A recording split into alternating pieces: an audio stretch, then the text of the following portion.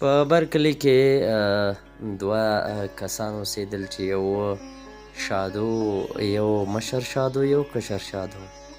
یوه ورځ د کلي نورو کسان هم راوغوښتل او د دوی ترمنځ یو مقابله وټاکله. دا مقابله د دوی ترمنځ د ډانس مقابله وه چې د کلي په یو خوا کې به ترسره کېده. د کلي ډېر کسان په بیړه دغه ته را روان وو چې څوک به ګټون کړي.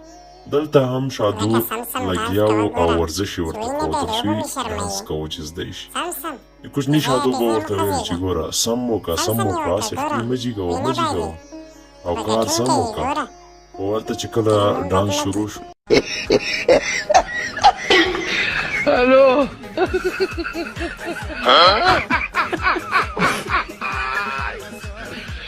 ورکانو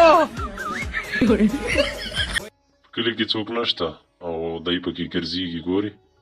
موټرسایکل والا هم اوس راوزګار شو را روان دی کور ته ځي او دی کاکا هم تللی له امسا سره تر څو ډانس وګوري. دی بیا ورته وایي ودې بایله ودې بایله اوس خو پیجي کوه